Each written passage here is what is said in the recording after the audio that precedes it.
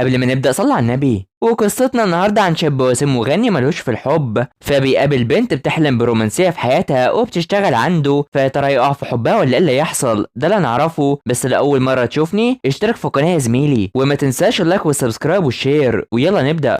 الجزء بيبدأ مع شين اللي بيكون بقى في قدامها اتنين، واحد أمير وسيم مع مال كتير وبيستمتع بيه، والتاني راجل وسيم وغني وعنده عضلات وبيكافحوا معاه مال، فهتختار أي واحد فيهم بقى، وبتقرر تختار الشخص الأحن عليها. فبنيجي لوقت مقابلة شين ببايك دودونغ، وشايفة في إنه وسيم وتتفاجئ منه، بس أنا بتشوف الورقة اللي معاها واللي بيكون فيها راجل جسمه كويس، وبترتبك وبتاخدها منه، بس بتقطع الزر بتاعه وبتتأسف ليه، بس بيكون شايف ومستغرب من الكلمة اللي موجودة في الورقة، وبترفض إنها تخليه يقرأها اصلا. وبتشوف ان دهونغ ساري ولطيف جدا، ولما بيبان قدامها بتكون شايفاه انه كويس جدا اصلا، وبالفعل بيروح يطلع الخيط عشان يخيط الزر ده، وشايفه في انه راجل ورقيق في نفس الوقت، وبتفسر كل حاجه فيه، وشايفه في ان ده راجل احلامها بقى وكده. وبيخلص وبيقوم يلبس عادي، وبتفكر في ان ممكن امنيتها تكون اتحققت. فيو بيجي وبيكون يعرض على ان يوروا له مكان، بس شين بتاخده وبتقرر ان هي اللي تعمل ده بما انها اتعينت في المكان، وبيكون مش مصدقها بس بتتضايق عليه. ومن هنا مون بيجي وبيتابع وجود دهونغ علشان دي اول مره ليه هنا، وبيفتكر وقت ما كان مع شين وبيكون متضايق على الاخر، وبيقرر يروح له اصلا. وبالفعل بيروح يتقابل معاه، وبيبان انهم مستغربين من بعض وبيتحدوا بعض، وبيطلع المظله بتاعته دي. فشين بتيجي وبيكون رافض انه يخليها توروا له المكان، ومستغربه كتير من انه غير كلامه. فونغ بيعرفوا ان عايزها عشان هما بقوا اصحاب خلاص، وشايف انه لطيف كده. وبالفعل بتروح تتامل فيه طول ما هو قاعد، وبتفكر في عمره ومستنيه، وبتفكر هي تتجوز واحد عامل ازاي، وتعرف ان عنده 30 سنة، وبتستغرب عشان باين في انه صغير. فبيعرفها في انه كده عشان بيستمتع بحياته، وانه اصلا مخرج سينمائي وبيكون مشهور بدرجة كبيرة. وبتفرح انه قاعد قدامها كده عادي عشان هي معجبينه. وبيكون جه هنا علشان في شخص اقترحه عليه، وشايف انه سمع انه صعب يكون هنا على طول ولازم دعوة، وبيكون هيمشي بس هي بتوقفه، وبتكون عايزة تعمل استثناء ليه بما انه شخص مميز بقى، وبتتحدى انها تخليه عضونا بسرعة. فنروح لدنقاء اللي بتكون عند مون ومستنية ان شين تبقى سندريلا وتمشي بقى بكده، وتفضل تضايق فيه اصلا. فهنا شين بتوصل له وبتعرف ان دهونغ عاوز يكون عضو في تشونغدام، وشايفه انه مش سهل يفضل على قمه الانتظار علشان هو مخرج سينمائي مشهور. ودنقاء بتوافقها وبتسالها لو هي معجبه بيه، فبتاكد ده، وبتقول انهم لو رفضوه فهيفضل تاكل وتبكي طول اليوم، وعاوزاه يكون موجود. وده بيعصب مون، وعلشان كده بيمشي دان على طول، وبيروح يتضايق